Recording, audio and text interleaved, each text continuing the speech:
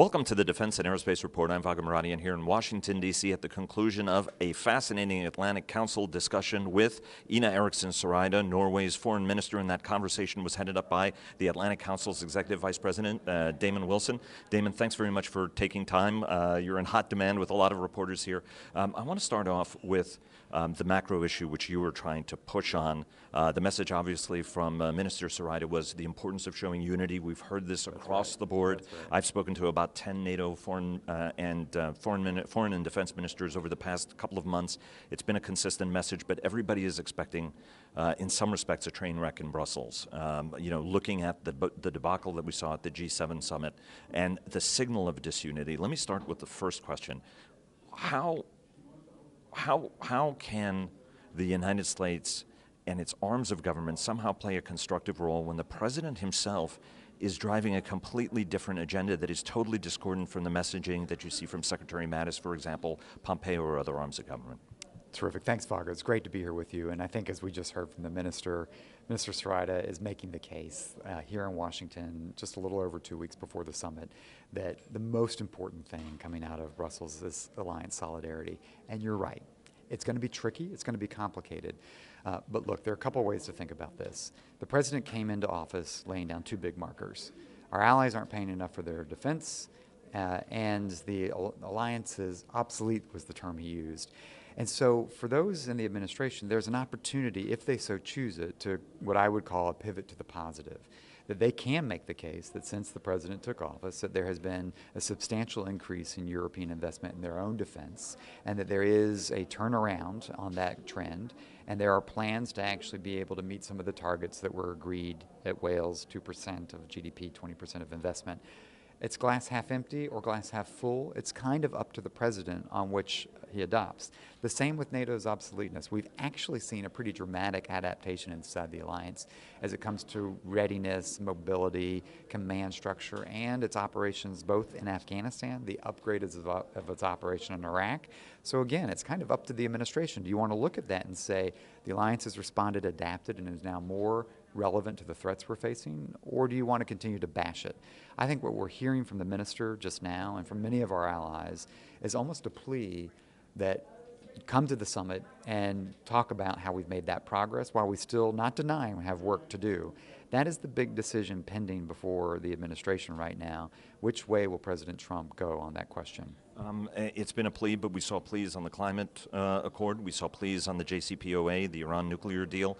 Both of those were ignored. And there is very much a concern that, as we heard from the minister, Norwegians are great Russia whisperers and Russia understanders. That's not a word. I apologize for that. But yeah, exactly. But that's not what they are. So. The issue of sort of clarity, firmness, and predictability, none of those things are evidenced by the president. And there are concerns, for example, that he could reduce support for exercises, make in his summit meeting with Vladimir Putin a series of deals that were totally surprising, as we saw in the North Korea instance of stopping exercises. How to address that aspect of the relationship, which has all of our allies positively startled that an American president may be the one to make the biggest concessions to the Russians? Look, I don't think the sky is falling here. I think there are quite a few things that have taken place that make it clear that no grand bargain, if you will, in which the president sells out, whether it's allies or partners or other big things, it's actually not politically viable. I think our Congress has been clear about that. That's where our national debate is, and I don't think that's where the White House can go. I don't think they even could go there. But I'm not sure if you think about what we're looking at right now, it's a little schizophrenic. I mean, there is a lot of truth to the fact that if you look at the exercises, our force structure and deployments in the East, if you look at the investment that we're making through the European Deterrence Initiative, if you look at our reaction on sanctions, on expulsions, arguably there is an incredibly strong response to standing up to Russian aggression right now coming from administration policy. The president has that in the corner going into sitting down with Putin. I think what the minister was arguing, what many of us would argue, is that if you're going to sit down and talk to your adversaries, if you're going to talk to Putin, which is understandable, you want to do it from a position of strength. You want to bring in the maximum leverage. The president, as a negotiator, should understand that. And the way you do that is you come to the table with the Russians with the allies behind you, united. The allies got your back. So when you sit down across the table from Mr. Putin, you're coming with strength because you've got a huge alliance structure that stands behind what the United States is doing, and you've got real policies that have actually inflicted some pain. And that gives you something to work with. Now we'll see. We'll see how much of this is bravado and rhetoric and drama and the president's desire to really occupy that public media space. And where that comes into connection with the reality of understanding that it is frankly in American interest, it is in the president's interest to come out of this NATO summit with the allies with the United States, not the allies separated from the United States. That weakens his hand. Last question, because I know you've got to go. Is there a danger in your mind that Vladimir Putin, who takes every, unity has been the one thing actually that's been the most powerful deterrent to an extent with Putin, knowing that, wow, everybody has locked arms here, so I may not be able to get away with anything. But the notion that there are fractures, for example, the Italians were willing in the G7 to go with, for example, readmitting the Russians, sort of no conditions on it. Nobody disputes there should be dialogue with the Russians, but perhaps that might not be the best forum in which to do it. Is there a concern at all in your mind, as somebody who's watched this space for a long time and worked this space when you were over in the White House, that this gives Putin an opportunity to somehow severely test the alliance? It was right after a major sporting event, the Sochi Olympics, that he went into Ukraine. Now there's a concern by some that on July 15, when the NATO summit is over and the World Cup's over, Putin's going to test the alliance because he saw what happened at the G7. Do you think that that's a danger? I think we would be foolish not to have that as a consistent concern and potential danger in the back of our minds. If we haven't learned anything from Georgia, from Ukraine, Crimea, the East, and Donbass, you can't rule these things out. We have to actually be able to learn from that. That said, I think it's not, part of what I believe is that Putin's actions on the foreign policy stage are very much driven by his effort to create a sense of domestic legitimacy, that by protecting Mother Russia from threat from the West, by exaggerating, creating this perception of a threat from the West, that he creates a rational base among the Russian population for why, even as a corrupt autocratic leader, he should be president of Russia.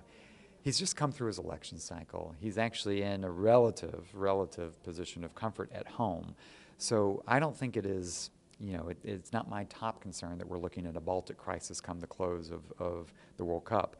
But if we've learned anything, we have to be absolutely crystal clear that he doesn't want to go there, that we are so committed to actually being able to respond to that, we're prepared for that, that it's a no-go zone. And it removes these sort of plays that he might be considering as viable options.